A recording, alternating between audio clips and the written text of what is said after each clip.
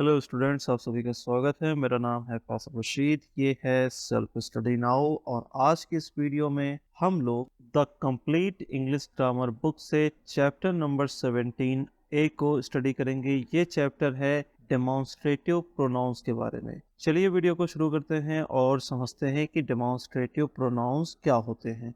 देखिए स्टूडेंट्स, एक ऐसा प्रोनाउन जिसका यूज किया जाए किसी चीज की तरफ इशारा करने के लिए, उसको हम कहते हैं डेमोन्स्ट्रेटिव प्रोनाउन। स्टूडेंट्स, ज्यादातर हम 4 तरीके के डेमोन्स्ट्रेटिव प्रोनाउंस का यूज करते हैं। ये है दिस, दैट, दीज और दोज। चलिए एक एक करके इनके यूज को समझते हैं एग्जाम्पल के साथ। सबसे पहले दिस का इस्तेमाल होता है किसी सिंगुलर ऑब्जेक्ट या पर्सन की तरफ इशारा करने के लिए जो किसी स्पीकर के पास हो, यानी कि जो सेंटेंस बोलने वाला व्यक्ति है, पर्सन है, उसके पास जो चीज होगी और वो सिंगुलर होगी अगर, तो हम दिस का यूज करेंगे ऐसे कंडीशन में। जैसे एग्जाम्पल में दिया गया है this is my favourite shirt. अब यहाँ पर जो ऑब्जेक्ट शर्ट है ये स्पीकर के काफी क्लोज है, काफी पास है, इसीलिए स्पीकर ने दिस का यूज करके इस शर्ट की तरफ इशारा किया है।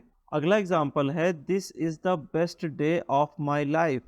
अब यहाँ पर कोई कहना ये चाह रहा है कि जो दिन पास वाला दिन है, यानी कि प्रेजेंट, टुडे, तो ये उसकी लाइफ का सबसे बेहतरीन दिन है। तो यहाँ पर इस व्यक्ति ने दिस का यूज करके ये बताया है कि वो टुडे के बारे में बात कर रहा है, आज के बारे में बात कर रहा है और बता रहा है कि ये आज सबसे बेहतरीन दिन है उसकी लाइफ का। अगला सेंटेंस है this restaurant serves delicious food. अब हम किसी रेस्टोरेंट की तरफ इशारा कर रहे हैं। ये रेस्टोरेंट जो है ये स्पीकर के पास है, इसीलिए स्पीकर दिस का यूज करके बताना चाहता है ये पास वाला जो रेस्टोरेंट है ये बहुत ही डिलीशियस फूड सर्व करता है। अगला एग्जाम्पल है this is the tallest building in the city. अब यहाँ पर दिस का यूज करके हम एक बिल्डिंग की तरफ इशारा कर रहे हैं और बताने की कोशिश कर रहे हैं कि इस पूरी सिटी में ये वाली बिल्डिंग सबसे ऊंची बिल्डिंग है। चलिए नेक्स्ट पेज पे चलते हैं। अब चलिए दैट के बारे में देख लेते हैं। दैट का यूज किया जाता है सिंगुलर ऑब्जेक्ट के लिए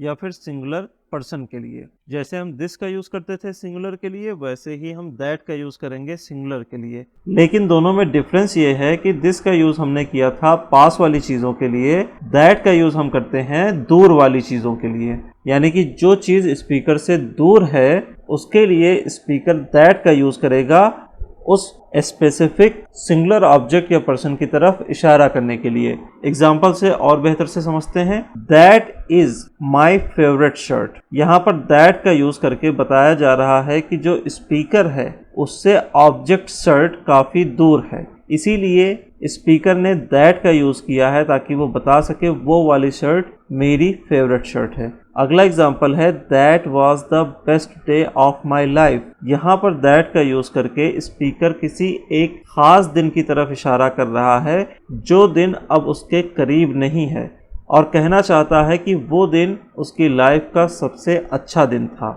आई सा दैट मूवी लास्ट नाइट। यहाँ पर स्पीकर दैट का यूज करके इशारा कर रहा है कि वो वाली मूवी उसने रात को देखी है। अब यहाँ पर एक चीज आपको समझ लेनी जरूरी है कि जब भी हम दैट का यूज किसी नाउन के साथ करते हैं तो यहाँ पर दैट एडजेक्टिव का भी काम कर सकता है, लेकिन इस सेंटेंस को जब हम पूरा पढ़ते हैं तो इस सेंटेंस से हमें ये बात पता लगती है कि जो स्पीकर कहना चाहता है वो एक मूवी की तरफ इशारा कर रहा है। और ऐसे में जब हम दैट का यूज करेंगे तो ये दैट एडजेक्टिव न बन करके एक प्रोनाउन बन जाएगा, क्योंकि हम मूवी का नाम लिए बिना उसकी तरफ इशारा कर रहे हैं। फिर अगला एग्जाम्पल है that is the tallest building in the city.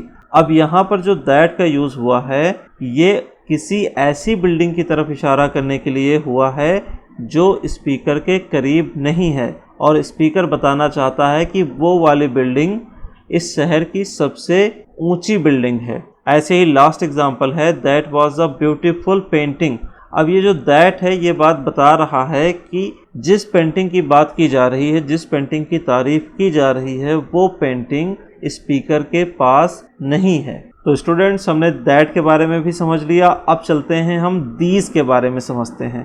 Students, these का यूज़ हम करते हैं मल्टीपल ऑब्जेक्ट्स की तरफ या फिर प्यूपल की तरफ इशारा करने के लिए। खासियत ये होती है कि जो ये ऑब्जेक्ट हैं या फिर जो ये प्यूपल हैं, ये स्पीकर के काफ़ी क्लोज होते हैं, जैसे कि दिस के केस में था। लेकिन दिस का यूज़ हमने सिंगुलर ऑब्जेक्ट या फिर पर्सन के लिए किया था। यहाँ पर हम मल्टीपल ऑब्जेक्ट या फिर मल्टीपल पीपल के लिए यूज़ कर रहे हैं दीज का। एग्जाम्पल से और बेहतर से समझ सकते हैं। चलिए एग्जाम्पल को देखते हैं। लिखा हुआ है these cookies are freshly baked. अब यहाँ पर कुकीज जो है ये एक प्लूरल नाउन है। अब यहाँ पर जो कुकीज है ये बात बता रहा है कि जिस भी चीज की बात हो रही है वो एक से ज्यादा है।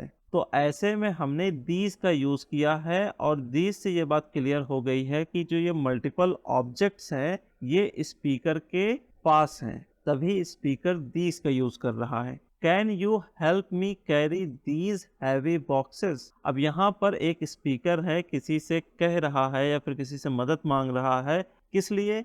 कुछ हैवी बॉक्सेस को कैरी करने के लिए। दीज का यूज करके ये बात क्लियर हो जाती है कि ये हैवी बॉक्सेस स्पीकर के काफ़ी क्लोज हैं, काफ़ी पास हैं। इसके बाद these books on the shelf are my favourite novels. अब यहाँ पर स्पीकर दीज बुक्स का यूज़ करके बताने की कोशिश कर रहा है जो शेल्फ में ये किताबें लगी हुई हैं ये उसकी फेवरेट नावल हैं। दीज का यूज़ करके उसने ये बात क्लियर कर दी कि किताबें बहुत ही पास हैं स्पीकर के।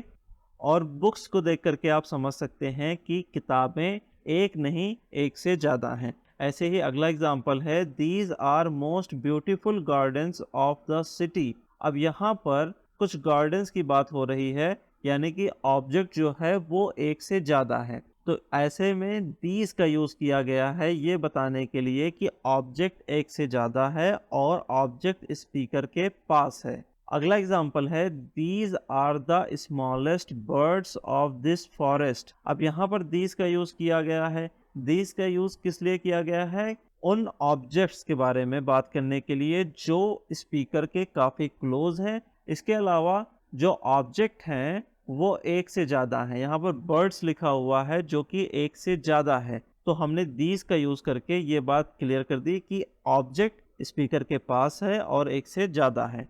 अब चलिए हम दोज के बारे में समझते हैं। स्टूडेंट्स, दोज का यूज़ हम दीज की तरह मल्टीपल ऑब्जेक्ट्स को रेफर करने के लिए करते हैं, लेकिन डिफरेंस ये होता है कि दीज का यूज़ किया जाता है पास वाली चीज़ों के लिए, पास वाले ऑब्जेक्ट्स के लिए।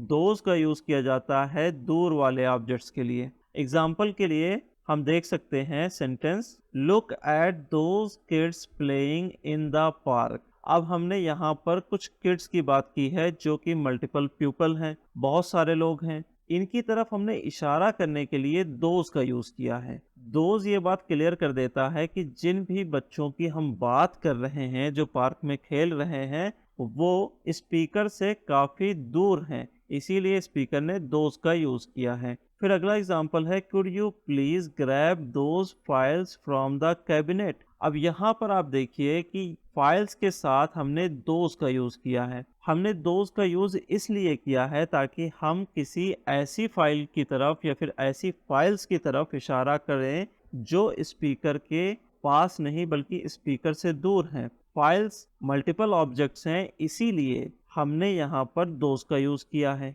अगला एग्जाम्पल है those paintings in the gallery are truly magnificent. यहाँ पर पेंटिंग्स मल्टीपल ऑब्जेक्ट्स हैं, प्लूरल नंबर है, तो प्लूरल नंबर के साथ हम दोज का यूज करेंगे अगर ये प्लूरल नंबर स्पीकर से दूर हैं। यहाँ पर हम दोज का यूज करके ये बात क्लियर कर रहे हैं कि ये जो पेंटिंग है ये स्पीकर से दूर हैं। तो those paintings in the gallery are truly magnificent. फिर अगला एग्जाम्पल है look at those new cars. अब यहाँ पर ये जो दोज है ये क्लियर कर रहा है कि जिन भी मल्टीपल ऑब्जेक्ट्स की हम बात कर रहे हैं वो स्पीकर से काफी दूर है। इसके बाद लास्ट एग्जाम्पल है look at those clouds in the sky they are so fluffy and white. यहाँ पर हमने क्लाउड्स का यूज किया है। क्लाउड्स प्लूरल नंबर है। अब हमने इस प्लूरल नंबर के साथ दोज का यूज करके बता दिया है कि ये ऑब्जेक्ट स्पीकर से काफी दूर है,